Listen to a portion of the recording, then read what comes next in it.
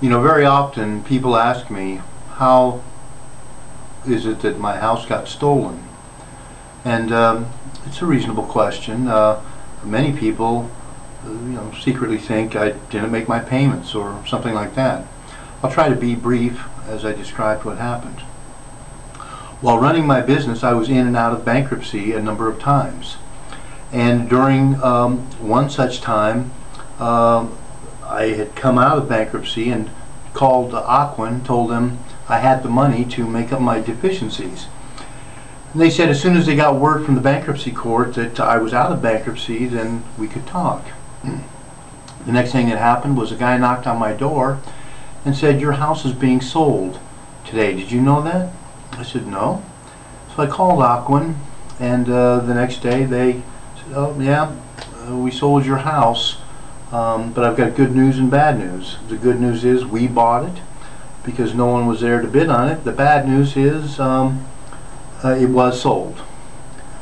So if by Friday I could get all the arrears and all the fees, a total of $22,800, they would rescind their loan, rescind that deed rather." So I did. I borrowed money and had money and got them paid. And true to word, they did rescind the deed. Now fast forward about 2 months, and I was looking at the quote, and the numbers didn't add up. They only added up to about $18,000. So I called Ocwen and I said, "Hey, what's up with this?" They said, "Well, we'll look into it." Okay, fine. Then the next thing that happened was I got 2 documents in the mail. One was that the current trustee was no longer the trustee. There was a new trustee called Cameron and Dreyfus. And the second document said that Cameron and Dreyfus had filed a notice of default saying that I was $10,500 behind, arrears. Yikes. So I started looking around and I found out about the TILA extended right to rescind, which I took advantage of and rescinded on the last possible day. Ocwen ignored it and continued with the foreclosure.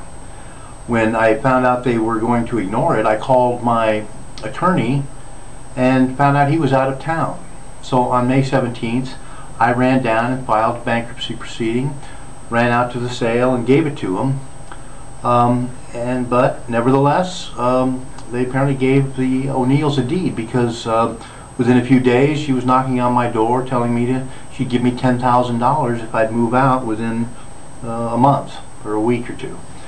And so I waited until my attorney came home, and I told her to call the court or the trustee, and then when my attorney came home, he called them and okay, everybody, big mistake, sorry. So I told my attorney about my rescission, and he said to get another attorney, which I did. Now in the next, I got booted from that case for some phony IRS claims, and then in the following case we were going to litigate this TILA rescission. Well, Chase attorneys said, "See, I was just a big flake. Rescission, yikes, throw him out." So the judge did. So I thought, I'm done with bankruptcy courts. I mean, it's all a bunch of BS. So I went and got a loan. They came out and appraised it at $230,000, and boom, the loan all of a sudden couldn't complete because it was still in the name of the O'Neills from a year and a half earlier. And I'm like, wow. So they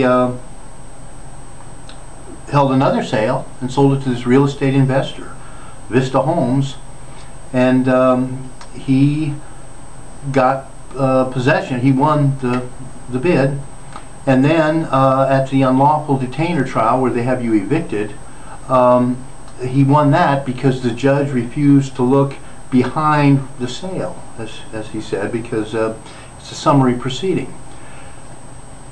So I got kicked out a few months later, and I've been fighting ever since. I went to the bankruptcy court and told the judge all that had happened. All of a sudden, in February, a week after I got evicted, she saw the light, as in evidenced by the transcripts. But then I got a 10-day, they gave her Chase a 10-day continuance, and when we came back it was like Alice in Wonderland. Not going to do it, Mr. Ozine is forum shopping. You know, yikes. So, boom.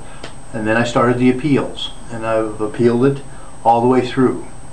So that's the case. I don't want to run this too long, and but that's how Chase stole my home.